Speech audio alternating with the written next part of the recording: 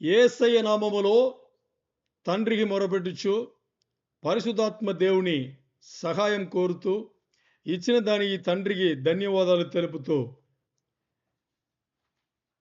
దేవుని మాటలు ఈరోజు బయలుపడే ఏదైనా కానీ మాకు అందరికీ అర్థమవ్వాలని అది మేము జీవితంలో పాటించాలని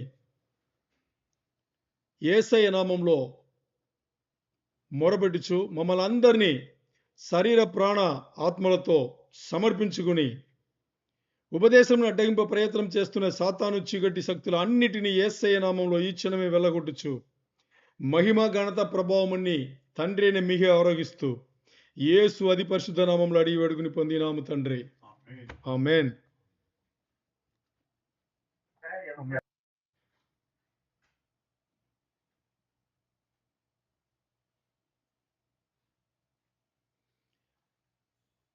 ఎంతమంది రిజర్వాయర్ తెలుసు?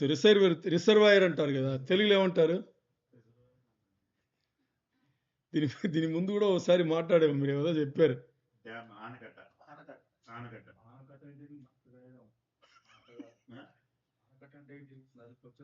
సరే, ఇప్పుడు రిజర్వాయర్ అంటే అర్థమైందా? తెలుసు కదా అందరి రిజర్వాయర్ అంటే నాకు అర్థమైంది చెప్తా. కరెక్ట్. నీళ్ళు వర్షం ద్వారా పెద్ద పెద్ద వర్షాలు పడితే పడే వర్షాలు అలాగా వేస్ట్గా ఎక్కడెక్కడో వెళ్ళిపోతాయి. అంటే పొలం ఎక్కడుందో అక్కడ వెళ్ళిపోతాయి.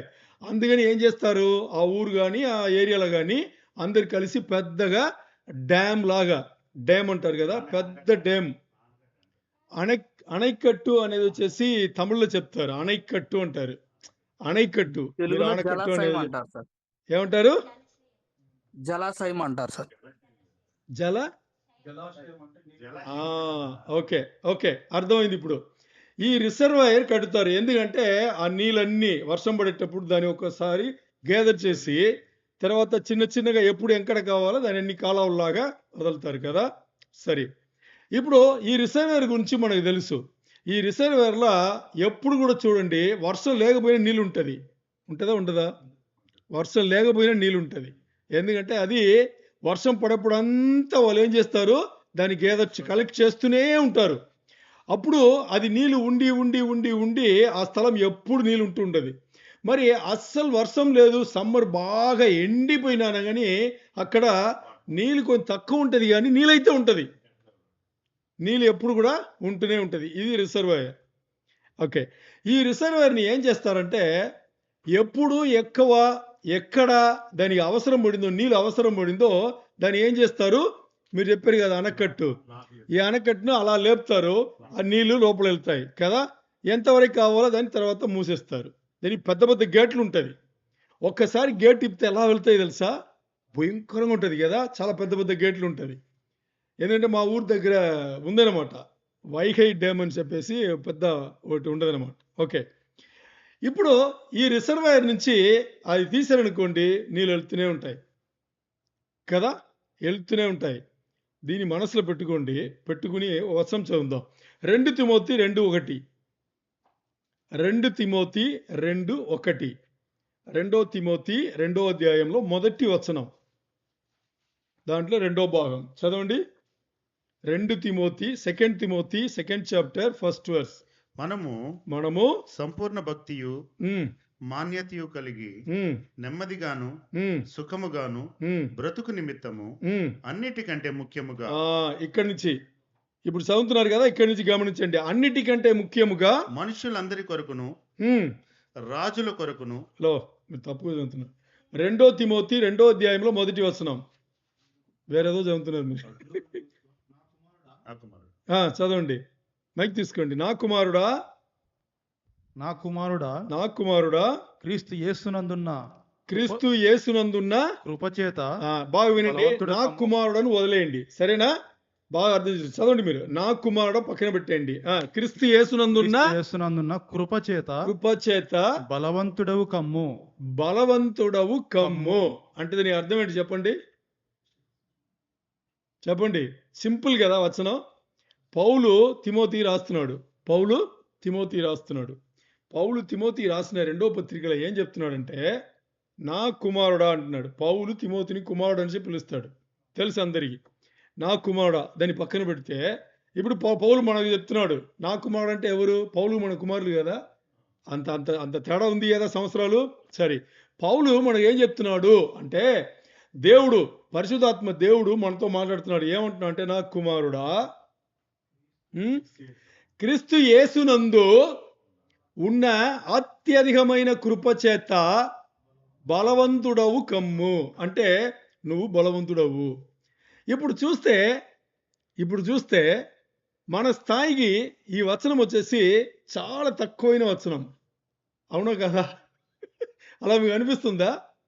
అంటే మనం ఇది కూడా అర్థం చేసుకోలేమా? హలో, ఇక్కడ చూడాలి. ఇది కూడా అర్థం చేసుకోలేమా? యేసయ్య దగ్గర అత్యధికమైన కృప ఉంది. దాన్ని తీసుకుని మనను బలవంతులు అవ్వమంటారు. ఇంతే కదా? ఇంతేనే కదా? ఇంతే. ఎప్పుడున్నా అయ్యామా? ఎప్పుడున్నా అయ్యామా? చెప్పండి. ఎందుకు అవ్వలేదు? ఇప్పుడు ఎందుకు అవ్వలేదు అని మొదలు పెడితే మన స్థాయిలో మాట్లాడతాం. 1000 రీజన్లు వస్తాయి. మరి చాలా సింపుల్గా ఒక విషయం, యేసయ్య దగ్గర కృప ఉంది. ఎంత ఉంది? రిజర్వాయర్ల నీళ్ళంత వంత ఉంది. ఎప్పుడు తరగదు. ఎప్పుడన్నా తరుగుతుందా? తరగదు. మరి రిజర్వాయర్లో ఉండే ఆ అత్యధికమైన నీళ్ళకును యేసయ్య దగ్గర ఉండే అత్యధికమైన కృపకును ఒక తేడా ఉంది. ఏం తేడా తెలుసా? రిజర్వాయర్ల నీళ్లు తెరిస్తేనే వస్తాయి. ఏది? నీళ్లు తెరిస్తేనే వస్తాయి. మరి ఇక్కడ నా కుమారుడా అని దేవుడు మాట్లాడుతున్నాడా? మనం తీసుకుంటే వస్తాయి. మనం తీసుకోవాలి. ఏది? మనం తీసుకోవాలి. అంటే దానికి అర్థమైంది తెలుసా? మనను రిజర్వాయర్లో పడేశారు. మనం ఏం చేశారు? రిజర్వాయర్ లోపల పడేశారు. రిజర్వాయర్ లోపల ఏముంది? యేసయ్య కృప ఉంది. ఏముంది? యేసయ్య కృప. యేసయ్య కృపలో మనల్ని పడేశారంటే దేవుడు మనల్ని ఎప్పుడు ఏర్పరచుకున్నాడు? తెలుసా? తెలీదా? తెలుసు మనకు. నేను అందుకే చెప్పాను, మన స్థాయికి ఇది చాలా చిన్న వచనం. మరి మనం చేయలేదు. ఎందుకు చేయలేదు? మన స్థాయిలో మనం ఉంటాం. ఎప్పుడు మన స్థాయి నుంచి మనం దిగామా? దిగాలని ఏమన్నా ఐడియా ఉందా మనకు? ఉండదు. మరి యేసయ్య 33.5 సంవత్సరములు ఈ లోకంలో దైవత్వమును వదిలిపెట్టి వచ్చి ఏం వదిలేడు తెలుసా? మొత్తానికి వదిలేడు. మొత్తానికి ఆయన దగ్గర కృప వచ్చేసి అత్యధికమైన కృప. మీకు 2 విషయాలు ఇక్కడ అర్థమైతే చాలా సీరియస్ అవుతాం ఈ వచనంలో. ఏ విషయం తెలుసా? కృప అంటే ఏమని తెలుసా? ఆలోచన చేయండి. ఎవరు ఏంటి ఇలా నాకు తెలియదని ఇలా అడుగుతున్నానని ఆలోచన చేయొద్దు. తెలుసా అంటే మీరు హ్యాపీ ఫీల్ అవ్వాలి. తెలియకపోతే ఎందుకు తెలుసా? తెలుసుకోవడానికి అవకాశం ఉంది. దేవుడు ఈరోజు ఆ మాటలు తీసుకొస్తున్నాడు. కృప అంటే ఏం అర్థమైంది మీకు? కృప అంటే ఏంటి చెప్పండి? కృప అంటే ఏంటి? What is grace? ఇప్పుడు చెప్పండి. నేను చెప్పాను కదా మన స్థాయి కొంచెం పెద్దదని, అలాగే ఉంటుంది. దేవుడు ఆన్లైన్ ఉండే వాళ్ళు కూడా చెప్పొచ్చు కృప అంటే ఏంటి. ఆయన కృప అనేది మన ఎడలో ఉన్నట్లయితే మనం అన్నిటి నుంచి తప్పించబడతాం, రక్షించబడతాం. మనం ఆయన పాదుగాపులో ఉన్నట్టు. ఆయన కృప అన్ని విషయాల్లో. కృప అనేది దేవుని కృప గురించి మాట్లాడుతున్నాం. దేవుని కృప అనేది వచ్చేసి దేవుని కృప సృష్టిలో ఉండే మానవులకి అందరికీ సమానంగా ఉంది. ఓకే, అది ఏంటి అని మనం మాట్లాడుతున్నాం. అది ఏంటి అంటే ఆయన కృప కొలిది మీరు ఏమన్నా చేస్తేనే ఆ కృప మిమ్మల్ని కాపాడుతుంది అనేది కాదు. ఇక్కడ మీరు ఏమన్నా చేస్తే దేవుని కృప మిమ్మల్ని కాపాడుతుందంటే అది దేవుని కృపనే కాదు. మీరు ఏమి చెయ్యకుండా ఉండేటప్పుడు, లేకపోతే మీరు ఏమి చెయ్యలేని పరిస్థితిలో ఉండేటప్పుడు దేవుని కృప మిమ్మల్ని ఈ లోకం నుంచి, సాతాను బంధకం నుంచి, అన్నిటి నుంచి తప్పించి ఆయన యొద్దకు తీసుకొచ్చి, ఆయన అర్థం చేపించి ఆయన యొద్దకు తీసుకొచ్చి చూసారా? అది కృప, దేవుని కృప. అంటే దేవుని కృప నేను పొందాలి అంటే నేను ఏదన్నా చేస్తేనే పొందగలను అంటే కాదు. అది కృప కాదు. మీరు కూడా పొందలేరు. అర్థమైందా? ఒకవేళ మీరు ఏదన్నా చేసి, మీరు ఏదన్నా వెల చెల్లించితేనే అది వస్తదంటే అది దేవుని కృప కాదు. దేవుని కృప ఉచితమైంది. దేవుని కృప ఫ్రీగా వస్తుంది. అందుకనే కృప అంటే మనకి అర్థం కాల. ఇప్పుడు సింపుల్‌గా చెప్పాలంటే ఇంట్లో బంగారం ఉన్నాయి. ఎందుకు విలువగా దాన్ని ఎక్కడ దాస్తామో తెలుసా? ఎవడనో వచ్చి వెతికినా గాని దొరకని చోట దాస్తాం. ఆహా! నార్మల్‌గా లాకర్‌లో దాస్తారు. చాలామంది లాకర్‌లో దాయరు. లాకర్ ఇంట్లో ఉంటది. వచ్చేవాడు దానే గదా పగలగొడతాడని.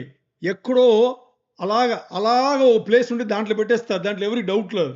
అర్థమైందా? ఎందుకంటే అది విలువైంది. ఎందుకు విలువైంది చెప్పండి? బంగారం లేదు వజ్రాలు ఎందుకు విలువైంది? ఎందుకంటే డబ్బు అని దాన్ని వెంబడించి ఆ ఎక్కువ డబ్బు సమకూర్చుకుని దాన్ని పెట్టి కొనింది.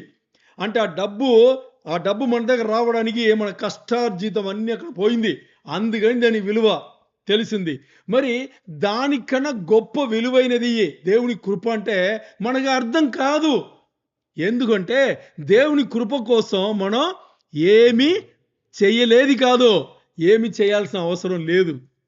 దేవుని కృప కోసం ఏమి చేయాల్సిన అవసరం లేదు కాబట్టి ఆ కృప మనకి అర్థం కాల. ఇప్పుడు అలాంటి కృప పూర్తిగా ఉండే ఒక రిజర్వాయర్ ఏంటది? యేసయ్య. యేసయ్య ఎలాంటి వ్యక్తి అంటే ఇప్పుడు చూడండి మనం శుక్రవారం ఈ సర్వీస్ అన్నీ అయిన తర్వాత చివర్లో పరలోక ప్రార్థన ఒకటి చేస్తాం. ఏం చెప్తాం? పరలోక ఆశీర్వాదం ఇస్తాం కదా. ఏమంటాం చెప్పండి?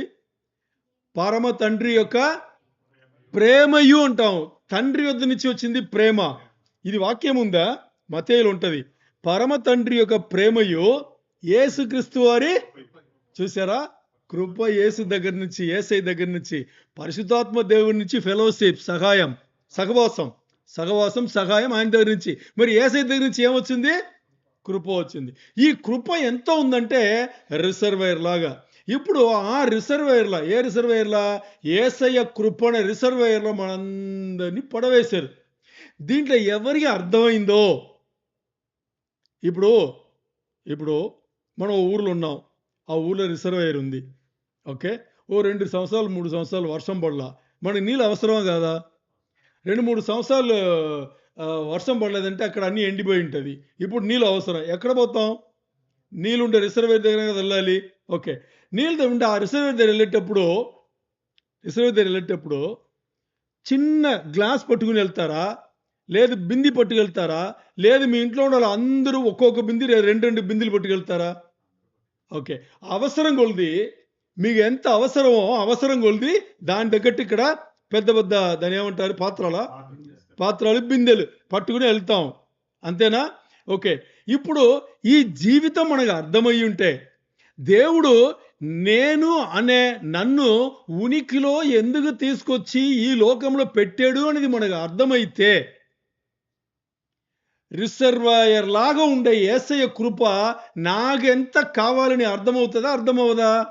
అర్థమవుతుంది. ఇప్పుడు స్ట్రైట్‌గా క్వశ్చన్. ఏం క్వశ్చన్? మీకు ఎంత కృప కావాలి? మీకు తెలుసా? చెప్పాలి.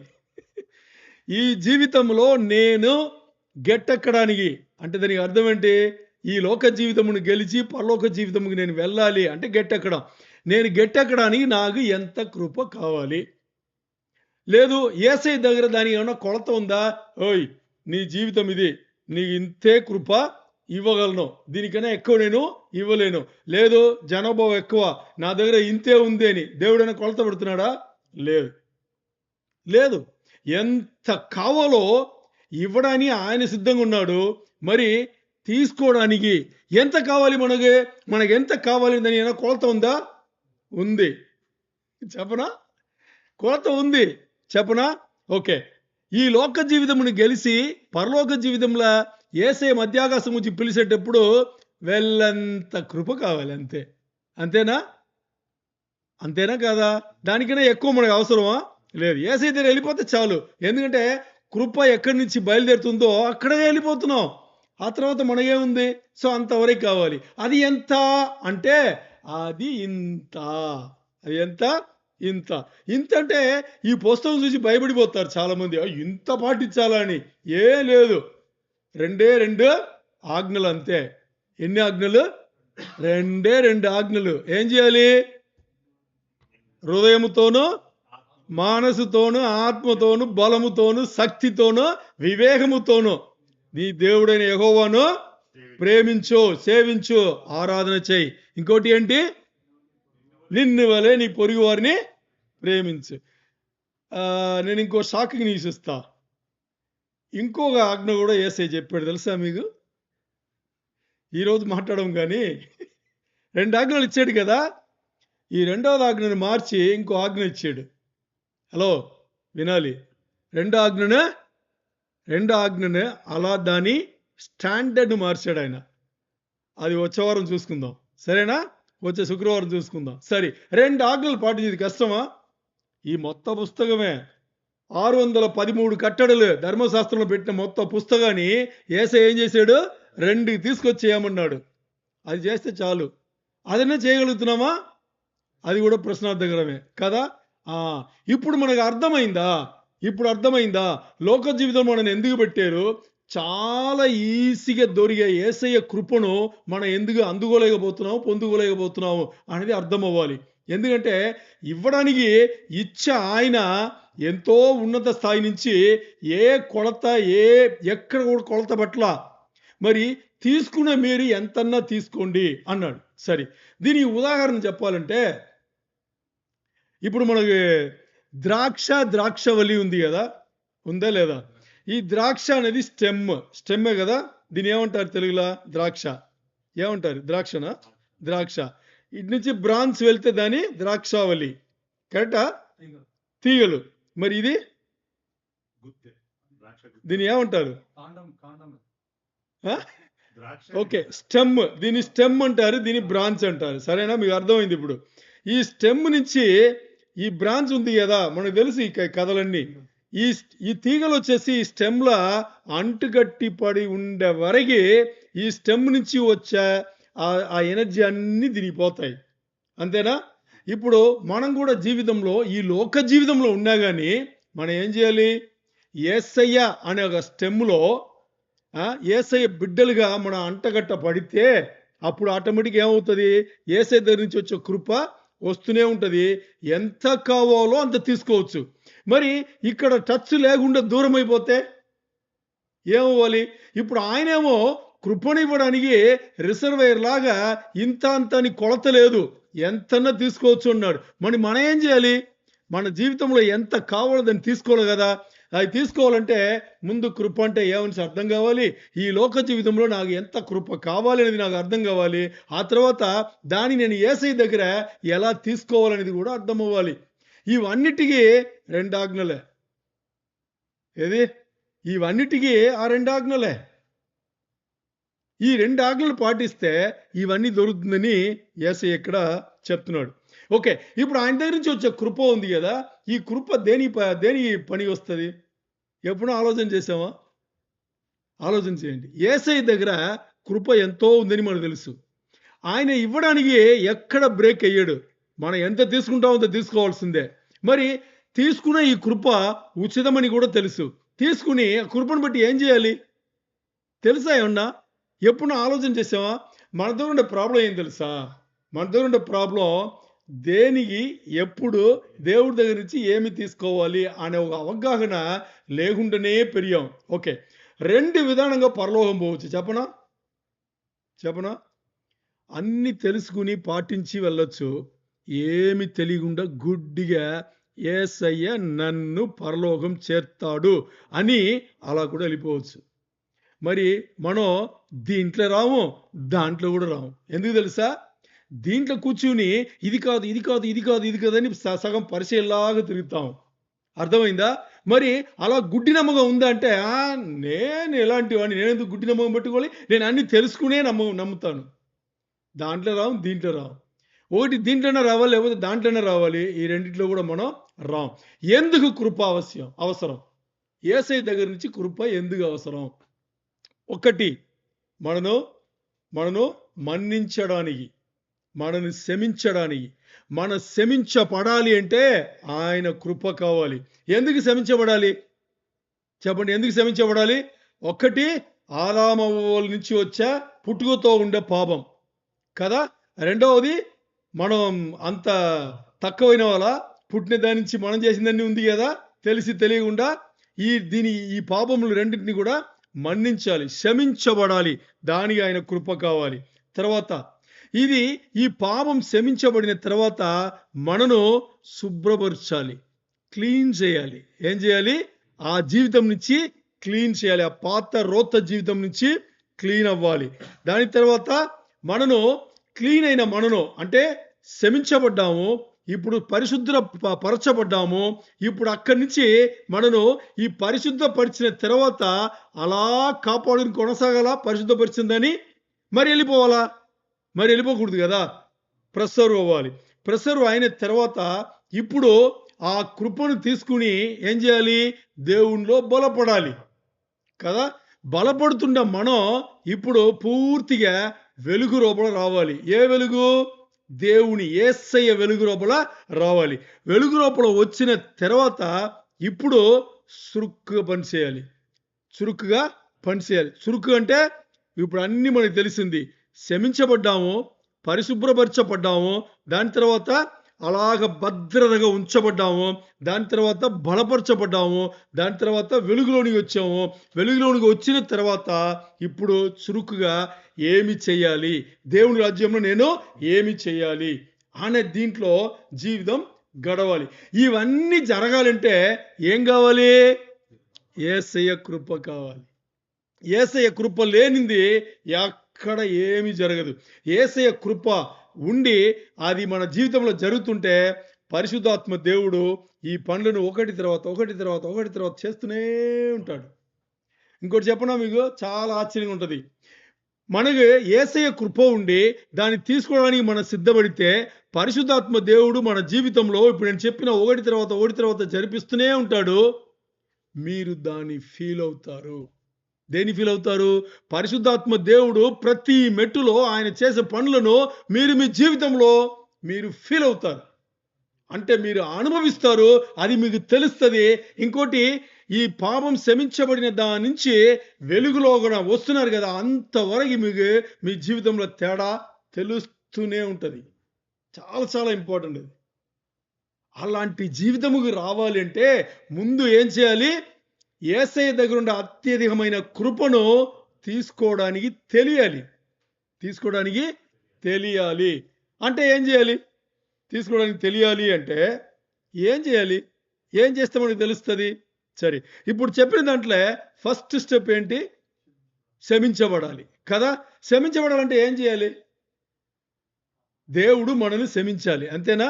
లేదంటే మీరు నన్ను ప్రశ్న అడగచ్చు, దేవుడు ఎప్పుడో క్షమించాడు, నేను మారు మనసు పొందాను, నీటి బాప్టిజం అయిపోయింది, నేను రెగ్యులర్గా సంఘముకు వస్తున్నా, నాకు ఈ పాట తెలుసు, ఆ పాట తెలుసు, అది తెలుసు, ఇది తెలుసు, అన్నీ తెలుసు, ఇప్పుడే నేను క్షమించబడేది అనేటప్పుడు నేను ఇంకో ప్రశ్న వేస్తా. ఏం ప్రశ్న? ఓకే, మీరు క్షమించబడ్డారు అంటే దాని నెక్స్ట్ స్టెప్ ఏం చెప్పాము మనం? పరిశుద్ధపరచబడాలి. పరిశుద్ధపరచబడ్డామనే నమ్మకం ఉందా? చెప్పాలి. మీరే సెల్ఫ్ టెస్ట్. ఇది అన్ని కూడా దేవుని రాజ్యంలో దేవుని బిడ్డలకు అన్ని సెల్ఫ్ టెస్ట్లే. ఇంకోరు వచ్చి ఏం చెప్పరు. సంఘముకు మీరు రెగ్యులర్గా వస్తుంటే దేవుని మాటలు అందిస్తాయి. ఆ మాటలు తీసుకుని మీరు ఆ మాటల వెలుగులో మీరు మిమ్మల్ని కొలత వేసుకుని ఏం చేయాలి? ఈరోజు దేవుని మాటలు ఇలా వచ్చింది, నేను ఎక్కడ ఉన్నా? ఈరోజు వచ్చిన దేవుని మాటల్లో నేను ఎక్కడ ఉన్నా? నేను పాస్ అయ్యి దీన్ని నేను పాటిస్తున్నానా? లేదు ఇంకా దాని దగ్గరనే రాలేదా? లేదు ఇంకా ఎక్కడో కింద ఉన్నానా? రోజుకి దేవుని మాటలు రాను వినను ఈ పని జరుగుతూనే ఉండాలి. ఈ పని జరిగేటప్పుడు ఆటోమేటిక్గా ఏమవుతారు? ముందు క్షమించబడ్డాము అన్న ఫీలింగ్ మనకు ఉంటుంది. ఓకే, ఇప్పుడు బేస్ క్వశ్చన్ అడుగుతా. క్షమించబడ్డాము అనే ఫీలింగ్ మీకు ఎవరైనా వచ్చిందా ఇంతవరకే? ఆలోచన చేయాలి, సీరియస్గా ఆలోచన చేయాలి. దేవుడు నన్ను క్షమించాడు అని స్ట్రాంగ్ చెప్పగలరా? మీరు బల్లగుది చెప్పగలరా? ఒకవేళ క్షమించబడ్డాము అనే నమ్మకం మీకు ఉంటే నెక్స్ట్ ఏంటి? పరిశుద్ధపరచబడాలి. పరిశుద్ధపరచబడ్డాము అనే నమ్మకం ఉందా? ఉంటే దాని తగ్గట్టు మీ జీవితంలో అలాంటి విషయములు జరుగుతుందా? ఒకవేళ పరిశుద్ధపరచబడిన తర్వాత ఆ పరిశుద్ధతను కాపాడుకుంటున్నాము, కొనసాగుతుంది అనే నమ్మకం మీకు ఇది స్టెప్ బై స్టెప్ మన జీవితంలో మనం అనుభవించి అలా మన జీవితం వెళ్తుందా లేదా అనేది చాలా చాలా ఇంపార్టెంట్. ఎందుకంటే కృపనిచ్చే దేవుడు కృపను అత్యధికముగా ఇవ్వడానికి ఆయన సిద్ధంగా ఉన్నాడు. ఎంత కావాలో అంత వెళ్ళి తీసుకోవచ్చు. ఎంత కావాలో అంత వెళ్ళి తీసుకోవచ్చు. ఎందుకంటే యేసయ్య కృపను మనకు యేసయ్య బిడ్డలుగా అందించడానికి ఆయన ఏ కొలత పెట్టలా. పౌలు ఒకసారి అడిగాడు దేవుణ్ణి, ఏమడిగాడు? ఇలా బాధపడుతున్నాను, ఏదో నన్ను చూడొచ్చు కదా అనేటప్పుడు 2-3 సార్లు ప్రార్థన చేసిన తర్వాత కదా ఏమన్నాడు దేవుడు?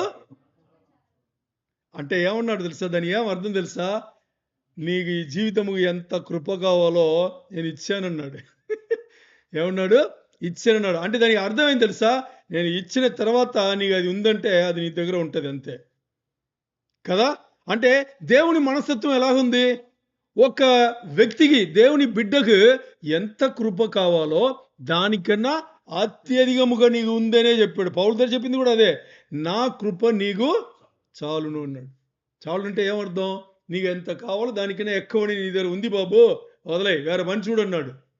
అందుకని ఇది పౌలుకు మాత్రమేనా?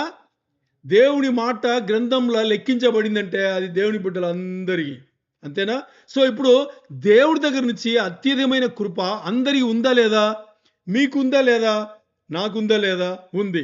ఇప్పుడు ఉంది అనేటప్పుడు ప్రశ్న ఏమడగాలి? నేను నా పాపముల నుంచి నేను క్షమించబడ్డానా లేదా? ఓకే, క్షమించబడ్డానా లేదా అనే ఫీలింగ్ నాకు ఉందా లేదా? ఒకవేళ నేను క్షమించబడి ఉంటే దాని తర్వాత నేను ఆ పాపం నుంచి దూరం అయ్యి పరిశుద్ధపరచబడ్డానా లేదా? పరిశుద్ధపరచబడిన తర్వాత ఆ పరిశుద్ధత నేను కొనసాగుతున్నానా? అదే పరిశుద్ధతలు నేను కొనసాగుతున్నానా లేదా? ఓకే, ఆ పరిశుద్ధతలు నేను కొనసాగేటప్పుడు అది దేవునిలో నన్ను బలపరిచిందా లేదా? బలపరిచిన నన్ను ఆ తర్వాత వెలుగులోని, దేవుని వెలుగులోని అంటే దేవుని దగ్గర చేర్చిందా లేదా? నేను దేవుడు ఒకటయ్యమా లేదా? ఎందుకు ఒకటవ్వాలి? ఆయన శిరస్సు, మనం శరీరం. ఒకటి అవ్వాలా లేదా? అవ్వాలి. నేను అయ్యానా లేదా? అయిన తర్వాత నేను ఇప్పుడు దేవుని రాజ్యంలో ఎలా ఉండాలో అలా ఉన్నానా లేదా? సురుగ్గా ఉన్నానా లేదా? ఇవన్నీ ఫీలింగ్, ఇవన్నీ అనుభూతి నాకు కలిగిందా లేదా? ఇవన్నీ జరిగితే దేవుని కృప ఉన్నట్టు కాదు, మనం వాడినట్టు. దేవుని కృప ఉందనేది అందరికీ తెలుసు, దేవుని కృప ఉందని. ఎందుకంటే దేవుడు సృష్టికర్త కాబట్టి సృష్టిలో ఉన్న మానవాళ్ళందరికీ సమానంగా కృపనిచ్చాడు. ఇప్పుడు ఇవన్నీ జీవితంలో ఒకటి తర్వాత నాకు అనుభూతి కలిగిందా? నేను దేవుని కృప ఎంత కావాలో పౌల్లాగా అంత నేను తీసుకున్నాను. ఈ అనుభూతి నాకు లేదనేటప్పుడు నాకును కృపకును సంబంధమే లేదు, అంతే. ఇది ఎవరి దగ్గర వెళ్ళి, ఎవరో పాస్టర్ దగ్గర వెళ్ళి, వాళ్ళ దగ్గర వెళ్ళి, పెద్దవాళ్ళ దగ్గర వెళ్ళి ప్రార్థన చేయి అవసరం లేదు. దేవుని బిడ్డలను దేవుడు అందరినీ ఒక్కలాగే చూస్తాడు. పాస్టర్ని ఒకలాగా, లేకపోతే సీనియర్ పాస్టర్ని ఒకలాగా, ఇక ఈ పాస్టర్లు అందరికీ ఒక పాస్టర్ ఉంటాడు, అలా కాదు, అలా లేనే లేదు. పాస్టర్ అయినా కానీ, పాస్టర్ అయినా కానీ, ఈ రోజే యేసయ్యను ఒప్పుకున్నవాడైనా కానీ దేవుడు ఒక్కలాగే చూస్తాడు, సమానంగా చూస్తాడు. అందరికీ కృపను సమానంగా ఇచ్చాడు ఆయన, అందరికి ఇచ్చాడు. ఎవరు ఎంత తీసుకుంటున్నారు, ఎవరు ఎంత. ఇప్పుడు ఇదేది ఒక చెట్టు ఉందనుకోండి, ఒక చెట్టు తీసుకోండి, ఏ చెట్టునో తీసుకోండి. ఓ చెట్టు కాండ అంటున్నాం కదా, స్టెమ్ పెద్దగా ఉంటుంది, దానిచ్చి ఈ తీగలు ఉంటుంది. ఒక తీగల్లో చూడండి ఎక్కువ పళ్ళు ఉంటుంది, కాయలు ఉంటుంది, పువ్వులు ఎక్కువ ఉంటుంది, ఇంకోటి తక్కువ ఉంటుంది. అర్థం ఏంటి? ఏదో ఒకటి ఎక్కువ ఉందా లేదా? అది ఓకే. ఇప్పుడు మనం ఇప్పుడుండే జీవితాన్ని ఆలోచన చేసి కాదు నేను ఇంకా కొంచెం దేవునికి దగ్గర అవ్వాలి అని దేవుని విషయంలో మన జీవితమును మార్చుకుని ఇంకా దేవుని దగ్గర అవ్వడానికి సంబంధించిన విషయములు చేసేటప్పుడు కృపను ఎక్కువ తీసుకున్నట్టే కదా. అదండి ప్రతి మెట్టులో, జీవితాన ప్రతి మెట్టులో మనం ఏం చేయాలి? నేను దేవుని కృప తీసుకుంటున్నానా లేదా, తీసుకునింది నాకు అనుభూతి కలుగుతుందా లేదా అనేది చాలా చాలా ఇంపార్టెంట్. ఎందుకంటే అక్కడ పనిచేసేది ఏదో మెషిన్ కాదు, పరిశుద్ధాత్ముడైన దేవుడు పనిచేస్తున్నాడు ప్రతి మెట్లలో. అప్పుడు మనకు ఆ అనుభూతి కలుగుతుంది. అందుకనే కొంతమంది చూడండి భాషల్లో మాట్లాడతారు, కొంతమంది చూడండి ప్రవచనం చెప్తారు, కొంతమంది చూడండి వాక్యం భయంకరంగా వస్తుంది, దేవుడు వాడుకుంటాడు. అంటే దాని అర్థం ఏంటి? దేవుని కృప. ఇప్పుడు ఆలోచన చేయండి, ఒకరు వచ్చేసి బలిపడం నిలబడి దేవుని మాటలు అందిస్తున్నారు, గ్రంథంలో ఏముందో అలాగే కరెక్ట్గా అర్థం చేపిస్తున్నాడు. దానికి అర్థం ఏంటి? దేవుని కృపనిస్తున్నాడు. లేకపోతే ఒక సాధారణ మానవుడికి ఎలా వచ్చేది, ఎలా తెలుసు? ఓకే, ఇంకోటి, ప్రార్థన చేసేటప్పుడే భాషల్లో మాట్లాడతారు, భాషల్లో మాట్లాడేది ఆ భాష వాళ్ళకి తెలియదు, దాని అక్షరాలు ఏమీ తెలియదు. ఎక్కడి నుంచి వస్తుంది? దేవుని కృప. భాషల్లో మాట్లాడేది. ఇంకా ప్రవచనం వాళ్ళకి ఎలా? దేవుడు ఆ భాషల ద్వారానే కూడా ప్రవచనం ఇస్తాడు, మాట్లాడతాడు. ఇంకా దర్శనం ద్వారా మాట్లాడతాడు. ఇదన్నీ దేవుని కృప లేకపోతే ఎలా జరుగుతాయి చెప్పండి? అవకాశమే లేదు కదా. ఆలోచన చేయాలి. ఇంకా కొంతమంది ఒకరు మాట్లాడుతుంటారు, వీళ్ళు వింటుంటారు.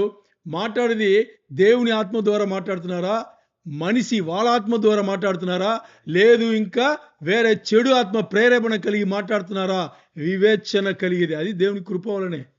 ఏదైనా దేవుని కృప ఉంటేనే జరుగుతాయి. ఈ కృపను ఎవరు ఎక్కువ తీసుకున్నారో చాలా చాలా ఇంపార్టెంట్. అందరికీ సమానంగా ఇవ్వడానికి దేవుడు సిద్ధంగా ఉన్నాడు.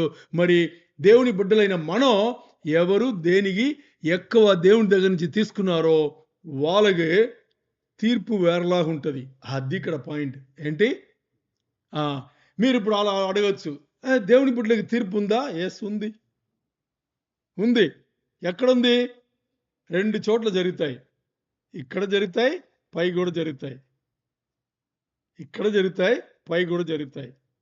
మరి అది నేను ఇప్పుడు చెప్పను, వచ్చే వారం దాని తర్వాత వచ్చే ప్రకటన గ్రంథంలో వస్తుంది అనమాట, అది మాట్లాడుదాం.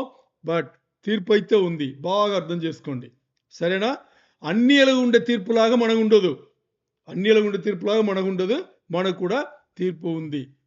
ఇప్పుడు మనం మాట్లాడే అంశం, దేవుడు మనకి ఇచ్చిన అంశం ఏంటి? కృపామయుడు. ఎవరు? యేసయ్య కృపామయుడు. ఆయన ఎంతన్నా ఇవ్వడానికి సిద్ధంగా ఉన్నాడు. తీసుకుని ఆయనకి ఎంత దగ్గర అవుతామో లేదు అనేది అది దేవుడు స్వేచ్ఛ సంకల్పంలో మన చేతిలో పెట్టాడు. దేవునికే మహిమ కలుగును గాక.